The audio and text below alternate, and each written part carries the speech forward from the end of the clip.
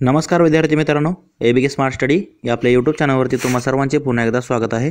तर आज आपण महाराष्ट्र दुय्यम सेवा अराजपत्रित गट व संयुक्त पूर्व परीक्षेचा दिनांक 8 ऑक्टोबर 2022 साली झालेला जो पेपर होता, तर त्या पेपरचे आज आपण त्यामध्ये फक्त पॉलिटी या विषयी संबंधित जे काही महत्त्वाचे प्रश्न आले होते, तर ते प्रश्न आज आपण ते स्पष्टीकरणासहित पाहणार आहोत।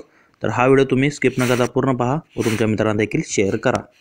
जे प्रश्न आहेत तर ते आपल्या पॉलिटी संबंधित आहेत। तर काय दिलेलं आहे, राज्यपाल पदाचा कालावधीबाबत खालीलपैकी कोणती कथने बरोबर आहेत। तर राज्यपाल पदाच्या कालावधी बाबतीत आपल्याला योग्य विधाने निवडायची आहेत। ABCD 4 विधाने दिलेली आहेत।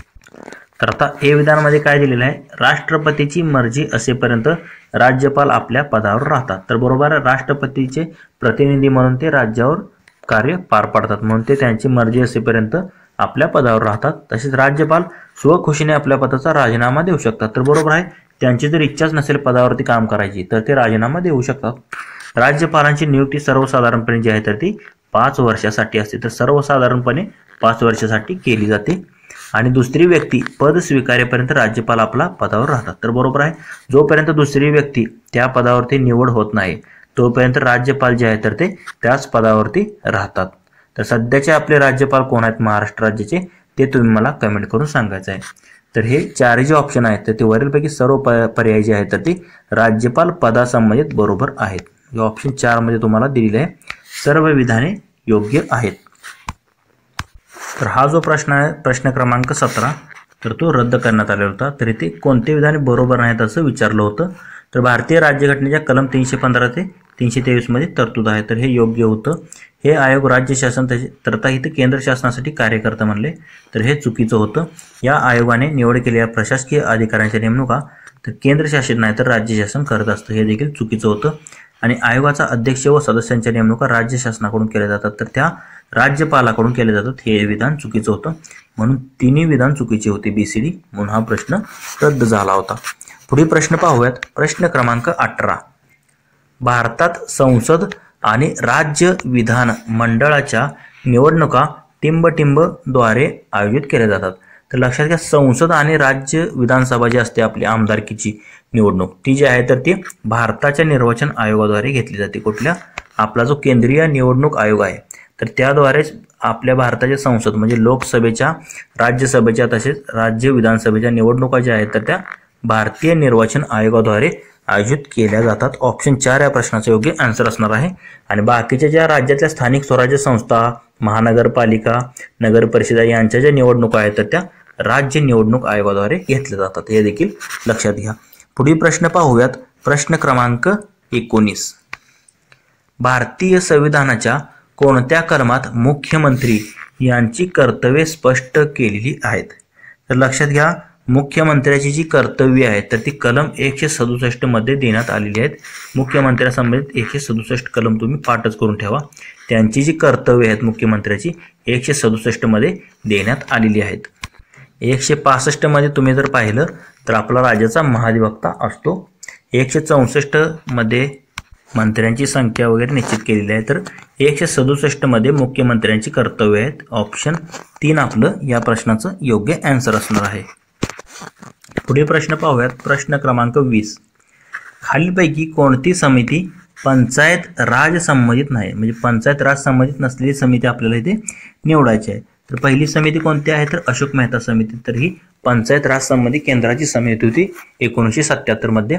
त्याप्रमाणे इथे जर तुम्ही पाहिलं तर LM सिंघवी समिती ही एक जी आहे तर ती पंचायत राज संबंधित आहे आणि थंगन समिती ही देखील पंचायत राज समिती आहे, समिती संबंधित आहे। पण राजमन्नार समिती जी आहे तर ती पंचायत राज संबंधित नाही, म्हणून आपले योग्य आन्सर असेल पर्याय क्रमांक 2। तर राजमन्नार समिती कशा संबंधित होती तर केंद्र राज्य संबंधाशी संबंधित होती। 1969 मध्ये राजमन्नार यांच्या अध्यक्षतेखाली ही समिती गठीत करण्यात आलेली होती। लक्षात घ्या, केंद्र राज्य संबंधित ही समिती होती। बाकीच्या अशोक मेहता, थंगन समिती आणि LM सिंघवी समिती ह्या स्थानिक स्वराज्य म्हणजे आपल्या पंचायत समितीची पंचायत राज म्हणजे पंचायत राज्य संबंधित हे संबंधित होत्या। थंगन समिती, अशोक मेहता समिती व LM सिंघवी समिती। पुढील प्रश्न पाहूयात, प्रश्न क्रमांक 22। 73व्या संविधान संशोधन अधिनियम 1993 नुसार म्हणजे 73वी घटना दुरुस्ती 1993 नुसार ग्रामपंचायतींना देण्यात आलेल्या नवीन जबाबदाऱ्या कोणत्या होत्या? 73व्या घटनादुरुस्तीने नवीन जबाबदाऱ्या ज्या काही ग्रामपंचायतीला देण्यात आलेल्या होत्या त्यापैकी त्या कोणत्या होत्या? तर भूमी सुधार कायदा लागू करणे, तर ही एक जबाबदारी होती. वनोद्योग, लघु व कुटीर उद्योगांचा विकास करणे ही एक जबाबदारी होती. आणि तांत्रिक व व्यावसायिक शिक्षणाची सुविधा उपलब्ध करून देणे ही एक जबाबदारी होती. पण आता वरीलपैकी कोणते वाक्य बरोबर नाही? तर लक्षात घ्या, गावातील जनतेसाठी मनोरंजनाची व्यवस्था करा असं कोणतीही जबाबदारी दिलेली नव्हती. गावातील जनतेसाठी मनोरंजनाची तुम्ही व्यवस्था करा असं काहीही दिलेलं नव्हतं. ऑप्शन डी वगळता इतर 3 जबाबदाऱ्या देण्यात आल्या होत्या. म्हणजे बरोबर नसलेलं आहे फक्त डी, ऑप्शन 2 मध्ये दिलेलं आहे. तेच आपलं या प्रश्नाचं योग्य आन्सर असणार आहे. पुढे प्रश्न पाहूयात. प्रश्न क्रमांक 23. प्रत्येक राज्याला महाधिवक्ता असावा असे कोणत्या कलमात नमूद केलेले आहे? तर वरच मी सांगितलं होतं प्रत्येक राज्यासाठी महाधिवक्ता जो आहे तर तो कलम 165 नुसार असावा असं नमूद केलेलं आहे आपल्या राज्यघटनेमध्ये. ऑप्शन 4 आपलं कलम 165 या प्रश्नाचं योग्य आन्सर असणार आहे. पुढे प्रश्न पाहूयात. प्रश्न क्रमांक 24. भारतीय राज्यघटनेच्या मसुदा समितीचे खालीलपैकी कोण सदस्य होते?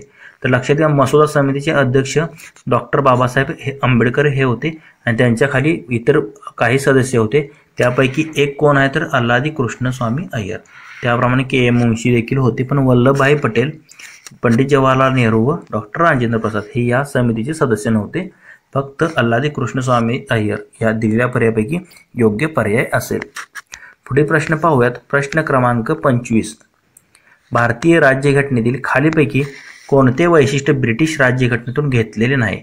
तर घेतलेले नाही असं विचारले. फक्त हे वाचत जावा, इथून सगळं प्रश्न तुमचा. तुम्ही उत्तर बरोबर काढता हो, या नाही या एका वाक्यामध्ये तुमचं उत्तर चुकू शकतं. तर घेतलेलं नाही तर आपण काय काय घेतलंय? सरकारचे संसदीय शासन पद्धती म्हणजे सरकारी संसदीय स्वरूप घेतलेलं आहे. सरकारचे मंत्रिमंडळाचे स्वरूप म्हणजे आपलं जे काही मंत्रिमंडळ आहे त्याचे स्वरूप घेतलेलं आहे. कायद्याचे राज्य ही प्रक्रिया घेतलेली आहे. आणि समवर्ती सूची जी आहे तर ते आपण ऑस्ट्रेलिया या देशाकडून घेतलेलं आहे. लक्षात घ्या, कुठल्या देशाकडून? ऑस्ट्रेलिया देशाकडून. म्हणून ऑप्शन 4 जे आहे तर ते ब्रिटिश राज्यघटनेचं वैशिष्ट्य नाही असं आपल्याला म्हणता येईल. समवर्ती सूची जे की ऑस्ट्रेलिया यांच्या घटनेकडून आपण घेतलेलं आहे. ऑप्शन 4 आपल्या या प्रश्नाचं योग्य आन्सर असणार आहे.